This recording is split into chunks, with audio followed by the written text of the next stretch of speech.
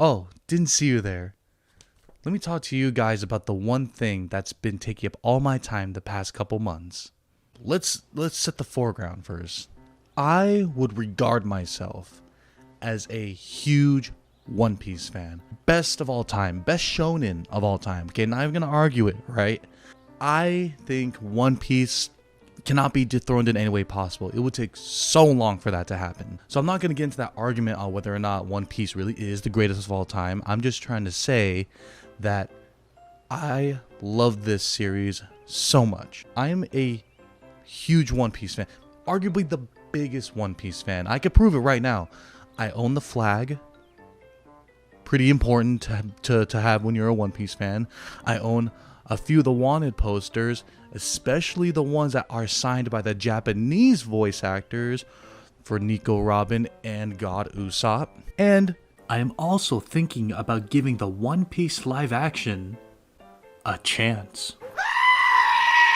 That's pretty much all you need to become a One Piece fan. On the other side of this, I'm big on TCG games. As you guys know, Yu-Gi-Oh! Is a big thing for me. I don't play it as much anymore, but it takes a lot of brain power just to play one game, and so I had to take a break from that. And you guys know that back in 2019 to 2020, I picked up Pokemon to help with my depression. From unboxings, opening packs, and going to local tournaments, which was once every other month, which wasn't a lot for me, I was generally enjoying myself, but there's one card game that I need to tell you guys that you need to pick up. The One Piece card game is the best I've ever played, and you guys need to get on it too. First of all, let's just talk the artwork. Now, the One Piece card game, when it first was being released or teased before its release date in the beginning of December, a lot of people were skeptical, and understandably. Here's the thing about card games in general. Card games are usually kind of like the butt end of merchandise when it comes to any franchise. When you're extremely popular, you go from the wall scrolls, the body pillows, the figures, the Blu-ray sales, the cheap cosplays, and when you come out with a card game, everyone just leans back and goes, "Oh, you're just trying to make more money now. Like, we don't need to see any more of this." And so with that in mind, did you know that franchises like My Hero Academia has a card game? Right, and here's the thing, you probably went, "Oh, I didn't know that." Yeah, because it's terribly made. On the other end of it, you have series like Dragon Ball Z, who has a card game. Their card game's doing really well, but you probably didn't know that they released that you didn't know that they released that card game 3 times. My point in all this is that not every franchise needs a card game, and if you're gonna make your own TCG, it needs to be good, as in you need to be able to play it, as in the artwork needs to be good. One Piece card game checks all these boxes. The One Piece card game right now, when it comes to the artwork, right? The artwork is really, really good for the alternate arts. Now, the teaser cards that were being showed at the beginning, people were just like, "Dude, you're just taking screenshots from the anime and putting them on a card. And you're going to expect us to pay exorbitant amounts of money for that?" That's what My Hero did. They look terrible. The point I'm trying to make is that some of the alt arts in One Piece, although very expensive, makes this game great for collecting.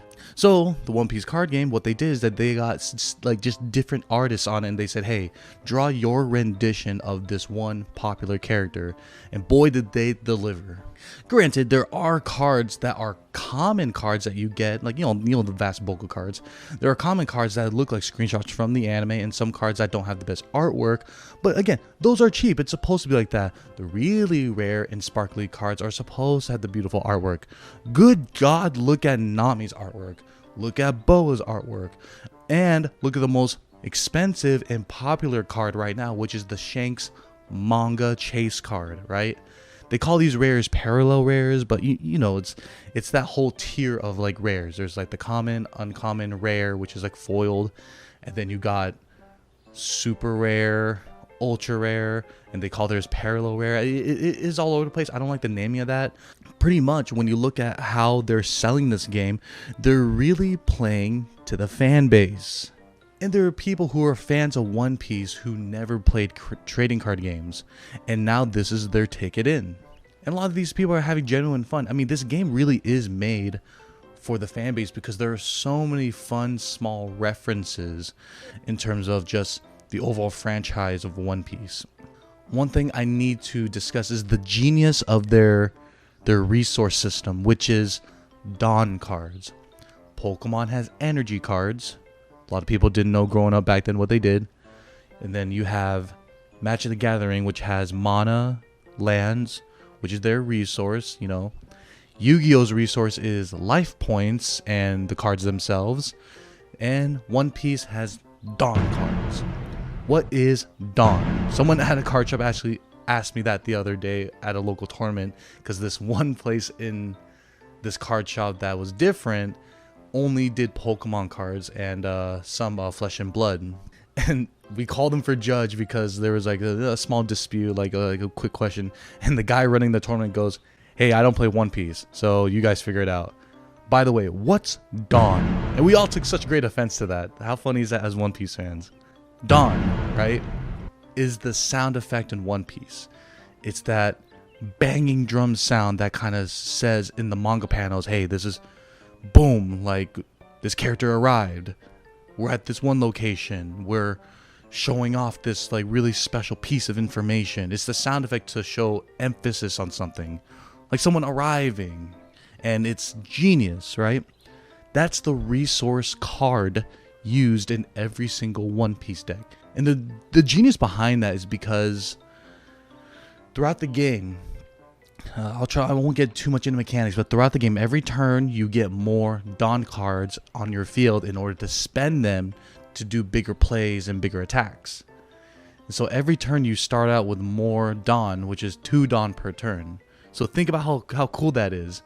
At the start of your turn, it's your turn to, you know, make your stand in this one turn, and the first thing that always happens on your board is Dawn Dawn. It's as if you're arriving to be like, all right, let's change the tide of battle.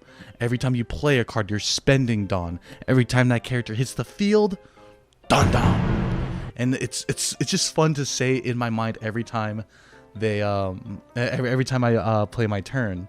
I don't really say it out loud, but like in my head, that's what's going on. It's as if I'm rereading One Piece in my head while playing a card game. And I think that's what they were kind of going for. This is like a big homage to the entire franchise. If you look at the tutorial video for One Piece, the little kids who are learning to play the game, when they say grab your 2 Dawn cards, they go Dawn, Dawn, and that's like a cute, fun way of basically saying that they're getting more resources, which I'm pretty sure was well designed by the creators. Next up is the Dawn phase, which means I get to draw 2 Dawn cards. Dawn! Dawn! Going beyond the Dawn cards, did you know that they have artwork on the Dawn cards? A normal Dawn card looks just like really simple. It's just the picture of the, like, you know, Japanese written sound effect of Dawn.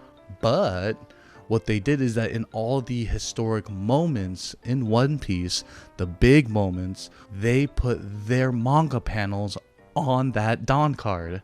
Their plan is to have a different manga panel to be a Dawn card through the next coming sets. You know how crazy that is?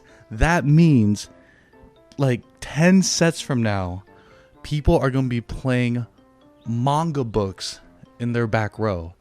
And it's just so cool because it still hammers away how great it is to be a One Piece fan, reliving all these amazing moments. Another thing that's great is, for me personally, is that it feels good to be part of something brand new. Everyone says that they were, like, you know, a part of Yu-Gi-Oh when it first started, and of course, like, that was great, but it was like the Wild West back then. No one knew what was good. Nobody really knew how to play Yu-Gi-Oh. No one took care of their cards. Now it's just changed. When you walk into a new hobby, you really do need someone to hold your hand, or you need someone cool at the card shop to be like, hey, like, let me show you how to play. And most people at card shops are pretty cool. You might encounter the one really hardcore player, but you know, I personally think that's a rarity, and if you sense that, you just walk away. When you walk into a hobby that's new, everyone is on the same learning curve from day one, not unless there were experienced card players already studying the game before the set came out. I'm not against that. That's people who are just dedicated to the game and they want to win. I want to win too. I'm not that good, but I regard myself as pretty competent. Best I could do at most of my locals at a best of out of 3 rounds is 2-1. but I've made improvements every single week, and the people there who are also One Piece fans and trading card game fans are willing to help me. Every time I lose, I ask what could I have done better, and I have gotten great criticisms from that question. Having a young, like, budding community, also backed by a technically old community of One Piece, is a good combination of people to have when it comes to a new hobby that's being started. Even if you play each other and you're both not good at the game and yet someone still comes out with the win, you can still talk about how much you love One Piece. Like, I don't see anyone at my card shop gatekeeping anyone. There are cliques and groups of people that already do know each other, and I'm starting to finally break out of my shell and go up to people and just talk to them. And I know that's hard for people who just stay indoors and watch anime and play cards, but genuinely, at least the shop I go to, everyone's really nice. So hopefully down the line, I'll be able to get better with this game, and hopefully down the line, this community grows. That's actually what I genuinely want from it. Every person I play, especially when they're saying, oh, I'm new to this game, I try to be as helpful as possible. But also, one of the things that's hard of being a collector of One Piece is the very fact that there are many unique cards that are earned through tournament play. And not everyone could go play tournaments. Treasure Cup, they have all these event packs of alternate art cards, of the same cards that exist in the booster packs that you open, but the artwork is on a whole nother level. And the only way to get those cards is to play the game. And on top of that, if you reach top 8, there is a alternate art Luffy card that's basically a trophy card, illegal for play, but it's one of a kind. It says at the top corner of the card, this is copy 1 out of 8. This is copy 2 out of 8. And by being top 8 in a big tournament, you get that one of a kind card. No scalper is going to be able to get to that. What's a scalper going to do? Dedicate their entire lives to playing this game just so they can get that card and flip it? I don't blame any one of those competitors that flips that card for money. By all means, go for it. But what that does is that it's the purest way to reward people who are dedicated to the game, is give them really good prizes. Not everyone wants money, but you know how much I would literally treasure that card if I ever reached top 8 and I got a one of a kind Luffy card, one of a kind Robin card. Like, I can't figure how I would feel. I'd feel so happy. That'd literally be the trophy of my entire One Piece collection. Hope you guys watch and pick up One Piece. Hope you guys play the card game, and follow me on TikTok for some One Piece card game trading tips. Thank you guys for watching. Hope you guys like my new setup. I'm working on it. Be safe out there and stay gold.